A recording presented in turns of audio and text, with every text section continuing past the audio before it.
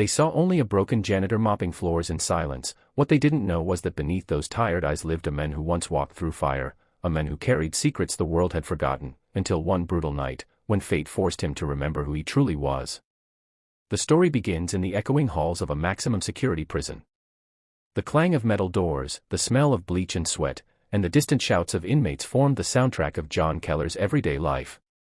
To everyone around him, John was just the prison janitor, a quiet, middle-aged single dad with worn boots and a hunched back.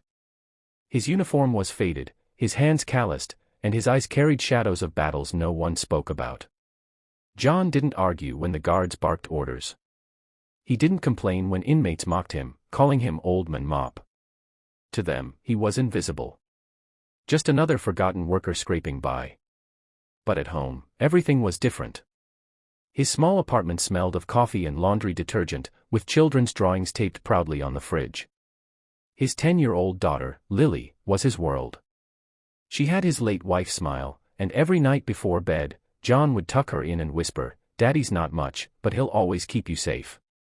What no one knew, not the guards, not the inmates, not even Lily, was that John once wore a different uniform. Before life broke him, before tragedy pulled him into silence, John had been part of the Delta Force, America's most elite and secretive special operations unit.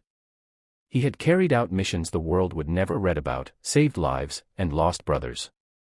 But when his wife died suddenly in a car accident, John hung up his weapons forever. He traded the battlefield for a mop, choosing fatherhood over glory. Still, in the dark corners of the prison, danger stirred. A powerful gang inside, the Iron Serpents, had long ruled the cell blocks with fear. Smuggling, extortion, and violence were their weapons. To them, the janitor was nothing but background noise. Until one night, when the Serpents decided to make an example of him. It started small. A shove in the hallway. Trash deliberately spilled for him to clean. Cruel laughter echoing as he bent down to pick it up. John endured it, his jaw tight, his heart pounding. He had promised himself never to fight again. Never to let his hands become weapons. But as whispers grew louder, plans brewed in the shadows. The gang had decided the janitor would bleed. And for the first time in years, John felt the storm inside him begin to awaken. It was past midnight when the ambush came. John was alone in the lower corridor, pushing his mop bucket, the flickering lights above casting long shadows. Suddenly, the silence shattered. 3 serpents stepped out from the darkness, their tattoos glistening under the light. Behind them, 2 more blocked the exit. Chains dangled from their fists, blades flashed in their hands. "Old Man Mop," one sneered. "You've been walking around here too long.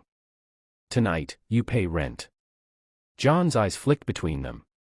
His breathing slowed. The janitor uniform still clung to his body, but something in his stance shifted, subtle, almost unnoticeable. His shoulders squared. His gaze sharpened. The gang lunged. The mop clattered to the floor. In the blink of an eye, John's body remembered what his mind had buried. He moved with precision, every strike controlled, every counter flawless. A chain whipped toward him, he stepped aside, twisted the attacker's wrist, and the weapon clanged to the ground. Another charged with a knife, John disarmed him in a single fluid motion, the blade skidding across the floor. It was fast. Too fast. The serpents who had laughed at him hours earlier now lay groaning, their pride shattered along with their bones. The guards arrived moments later, stunned at the sight. "What the hell happened here?" one asked, his voice trembling. John only picked up his mop, his breathing steady, his eyes calm. "Just cleaning up," he muttered. Word spread like wildfire. The janitor wasn't just a janitor. The prisoners whispered in disbelief, guards exchanged nervous glances, and the serpents swore revenge. John's past had been unmasked, whether he wanted it or not.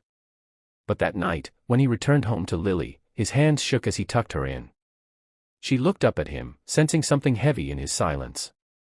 "Daddy," she whispered. "Are you okay?" John forced a smile. "Yeah, sweetheart.